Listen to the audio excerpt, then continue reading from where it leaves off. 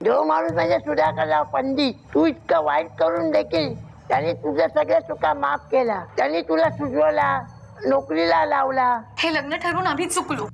तुला चुकीच्या माणसाच्या गळ्यात बांधली असं म्हणायचंय का तुला? कोल्हापूरच्या घराकडं ती कोण बाई आली होती, कशा बाई आली होती, काय बी सांगत नाही बघ. एकेकाळची माझी बिझनेस पार्टनर होती, प्राची नार्वेकर. पोलिसांचं प्रकरण तिला कळलं म्हणून चौकशी करायला आली होती घरी. त्या बाईनंच ह्याचनी या घरात येऊन राहायला सांगितलं असेल असा मला संशय बी येतोय बघ.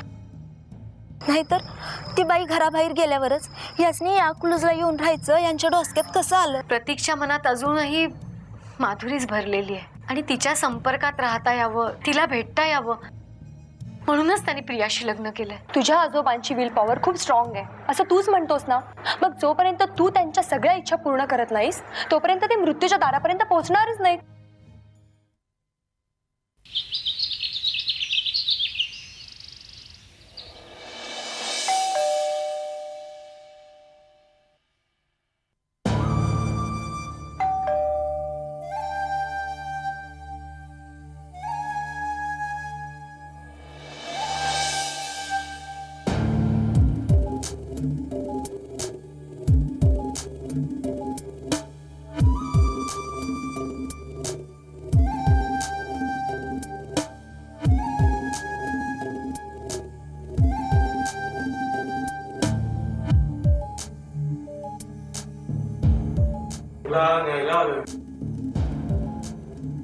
आणि घरी येऊन काय करू मी?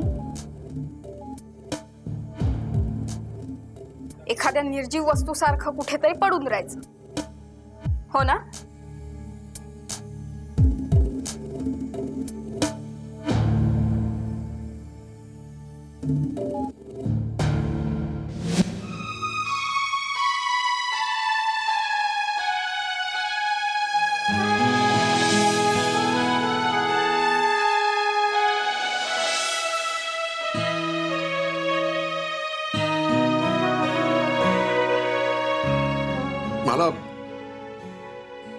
मला ठाऊक होत की एक ना एक दिवस तू खूप मोठा होणार आणि आपल्या घराण्याचं नाव उज्ज्वल करणार. हो, वा, छान. पण एक गोष्ट लक्षात ठेव बाळा, ती सगळी चमचमती दुनिया आहे.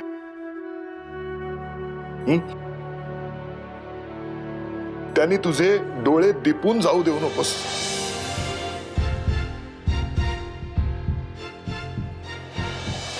मी तुझ्याशी असं फ्लर्ट केल्यासारखं वागते म्हणून, पण सागर, मी मुद्दामूनच तुझ्याशी अशी वागते. हे बघ, माझ्या पर्सनॅलिटीत एक अपील आहे. आणि तूच सांग, जगातल्या कोणत्या पुरुषाला अशी अपील असणारी स्त्री आपल्या आजूबाजूला आवडणार नाही? इन्स्पिरेशनसाठी, इजंट इट? सागर, सागर, मी आज इथेच थांबणार आहे. खूप खूप गप्पा मारायच्यात मला तुझ्याशी.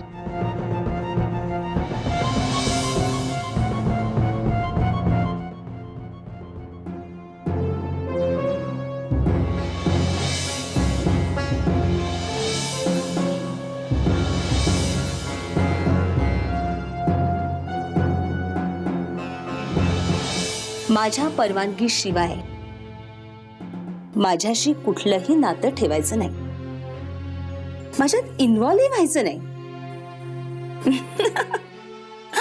अरे बघतोस काय असं वेडा. काय माहितीये सागर, करायचीत काय नाती, आणि एखादं नातं जर का आपल्याला निभावता येत नसेल तर आपल्या मनाला किती यातना होतात सांग बरं.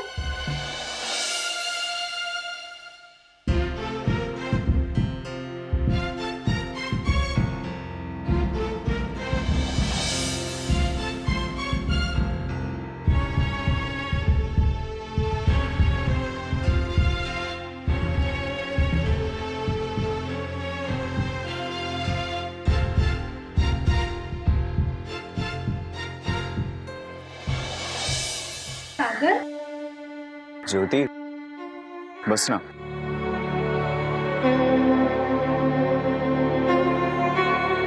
आई सांगत होती की तुझ्यासाठी स्थळ आलंय म्हणून. मुद्दाम विचारतोस ना, तुला माहिती नाही का? ज्योतिष, खरंच ग, समीर खूप चांगला मुलगा आहे, छान करिअर आहे. तू हे स्थळ नाकारू नकोस. सागर, अरे ह्या फिल्म इंडस्ट्रीशी कनेक्टेड असलेल्या माणसाशी मला लग्न नाही करावंसं वाटत आहे. का? मी नाही आहे का फिल्म इंडस्ट्रीतला? ज्योती, सगळी माणसं सारखी नसतात. समुद्र एकच असतो, पण त्यातही माशांच्या विविध जाती असतातच ना. तसंच आमच्या फिल्म इंडस्ट्रीतल्या माणसांचं. समीर आणि मी खूप जवळचे मित्र झालो, आणि त्यामुळे मी त्याला खूप चांगला ओळखतो. तो खरंच खूप चांगला मुलगा आहे. तू एकदा भेटून तर बघ, तुलाही आवडेल तो. बघू, मी आत्ताच काही ठरवलेलं नाहीये, आणि मी आई बाबांना सुद्धा सांगितलंय इतक्यातच पुढे काहीही बोलणी सुरू करू नका म्हणून. ज्योती, तुझ्या मनात कोणी आहे का? नाही रे, नाही म्हणजे तू कोणी मुलगा वगैरे पाहून ठेवलायस का? काहीतरीच काय, तसं काहीच नाहीये. खरंच? नक्की. समीरचाच फोन. बोलणारस? मी काय बोलू, आमची सगळी तोंड ओळख सुद्धा नाहीये. हा समीर, बोल. अरे त्या मीटिंगचं काय झालं मग? हा ठीक आहे, येतो मी.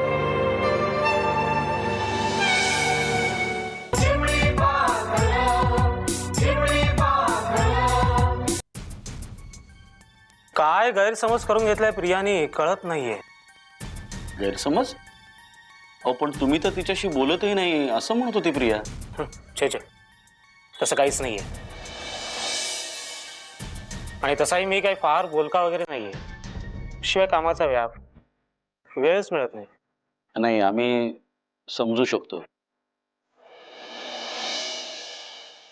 पण तिला काहीतरी वेळ द्याल की नाही?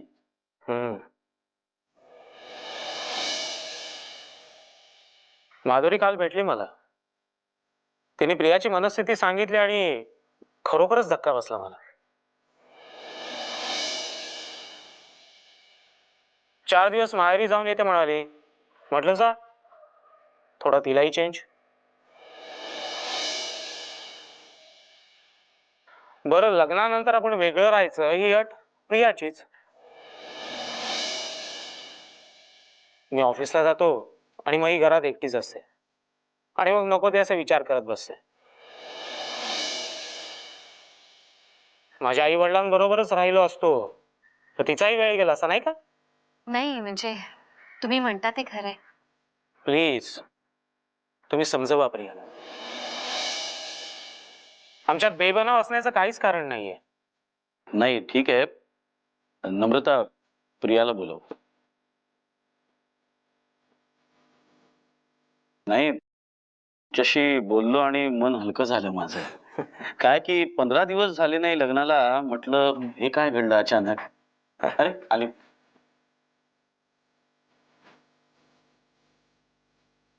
प्रिया काय वेळीपणा हा? अगं माझ्याशी मोकळेपणाने बोलायचंस तरी. इथे मी माझ्याविषयी काही सांगितलंस आणि काय समज करून घेतील तुझे मम्मी पप्पा?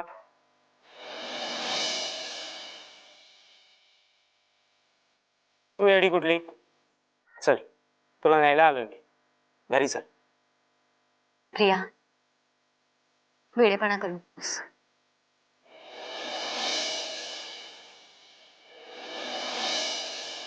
प्लीज प्रिया, तुझ्याशिवाय फार काळ एकटा नाही राहू शकत मी. प्लीज.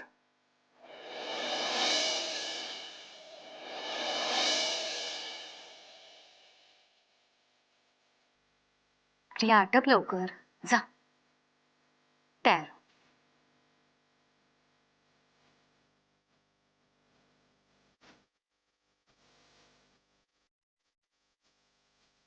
थँक्स. फारच सेन्सिटिव्ह आहे तुमची मुलगी, नाही बाप? हो ना, म्हणून तर मी म्हणतो ना की तिला जरा समजावून घ्या. Of course of course. मी बघून येते हं, प्रियाचं आटपलं का.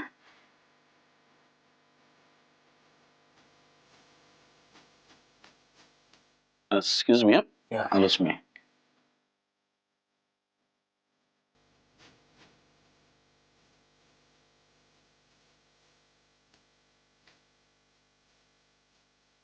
थँक्स जिजू. तू सांगतेस म्हणून, नाहीतर असली नाटकं खपून घेत नसतो मी.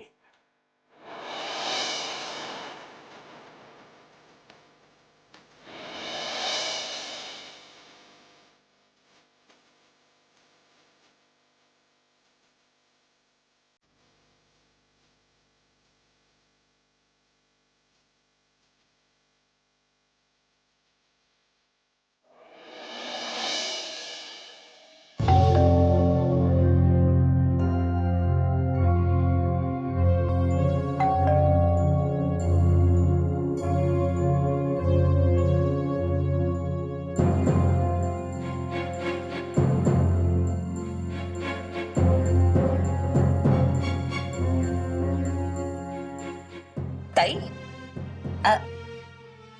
एकदम अचानक ये ना.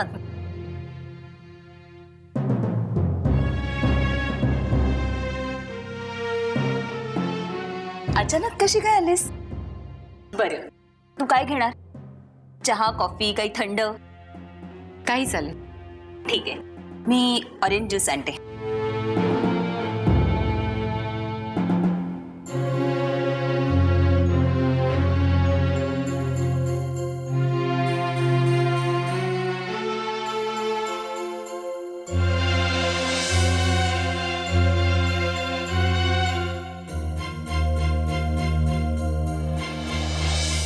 सागर पण खरंच चांगला आहे ना रे मुलगा. अगं आई, तू काळजी नको करू. नाव ठेवायला जागा नाही असं आहे समीर. मग हरकत नाही, पण ही मुलगी मनावरच घेत नाही ना. आवीचं लग्न होईल. ज्योतीने मनावर घेतलं तर आम्ही तिच्या जबाबदारीतून मोकळे होऊ. पण काय रे, तुझं काय? म्हणजे काय माझ्याही लग्नाचा विचार घोळतोय की काय तुझ्या मनात? का काय हरकत आहे? अरे आता चांगला कमवता झालायस तू, लग्न करायला काय हरकत आहे?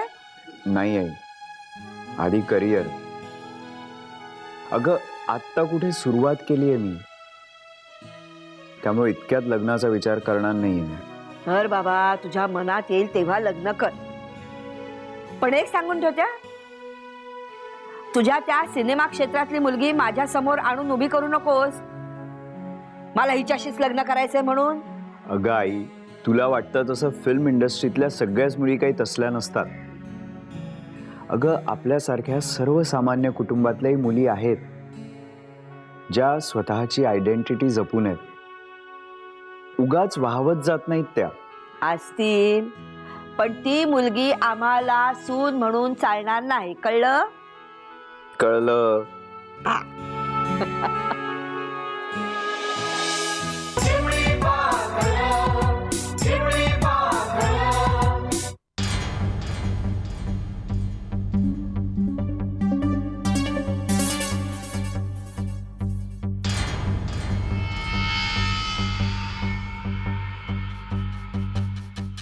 सरगम, तुझं काय चाललंय?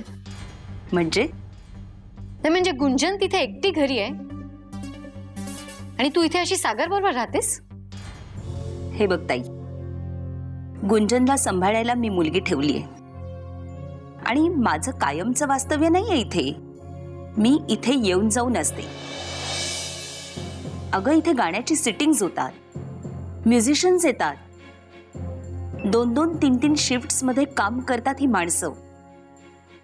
त्यामुळे त्यांच्या अवेलेबल वेळेनुसार मला नाईलाजाने ऍडजस्ट व्हावं लागतं. Nothing more than that. तुमच्या मैत्रीबद्दल बरंच वाचलं मॅगझिन्स मध्ये. ताई, बोलणाऱ्याचं तोंड आणि लिहिणाऱ्याचा हात आपण धरू शकत नाही. पण स्वतःवर काही बंधनं घालून घेऊ शकतेस की नाही? नाही, सरगम, कारण मी काही वावगं करतीये असं मला वाटत नाही. ताई, मी असं काहीही करत नाहीये की ज्याची मला लाज वाटावी. हे बघ, सागरच्या आणि माझ्या वयामध्ये 12 वर्षाचं अंतर आहे. त्याचं तारुण्य मला भावतं ते त्याच्या गाण्याच्या परफॉर्मन्समुळे. जेव्हा त्याचा फॉर्म हरवून जाईल, त्याच्या गळ्यातली जादू संपेल, तेव्हा आमची मैत्री संपुष्टात येईल. मग नवा मित्र, नवा गायक. असंच काही नाही. कदाचित तो संगीतकारी असू शकतो. ताई, अगं तुझा प्रॉब्लेम काय आहे? तू लग्न का करत नाहीस सरगम? कारण माझा लग्न संस्थेवरती विश्वास नाही म्हणून. आणि हे मी तुला यापूर्वीही सांगितलेलं आहे. हे बघ ताई, तू हाऊसवाईफ आहेस, त्यामुळे तू किती पुरुषांच्या संपर्कात आली आहेस हे मला माहिती नाही. पण माझ्या व्यवसायाच्या निमित्तानं माझा अनेक पुरुषांशी संबंध येत असतो. प्रत्येक पुरुष संधी मिळेल का नाही याची डायरेक्ट किंवा इनडायरेक्ट मार्गाने चाचपणी करतच असतो. आपल्या बायकोशी एकनिष्ठ असलेला एकही पुरुष अजून माझ्या तरी पाहण्यात आलेला नाही. त्याचं घरातलं रूप कदाचित वेगळं असेलही, पण माझ्या समोर जे रूप येतं ते बिभत्स असतं, किळस आणणारं असतं. त्यामुळे कुणाशीही लग्न करण्याची इच्छाच माझ्या मनात निर्माण झालेली नाही. व्यवसायाच्या निमित्तानं मला अनेक पुरुषांशी गोड हसून बोलायला लागतं, हात मिळवायला लागतो. तेव्हा त्यांची कामवासना माझ्या मेंदूपर्यंत पोचते आणि झिणझिण्या आणते माझ्या मेंदूला. पण नाईलाज असतो. तेव्हा त्यांची पाठ फिरल्यानंतर मी हात साबणानं स्वच्छ धुते. माझ्या पुरता तरी त्या पुरुषाचा विषय तिथेच संपलेला असतो. तेव्हा तूही माझ्या लग्नाचा विषय इथेच संपवून टाक.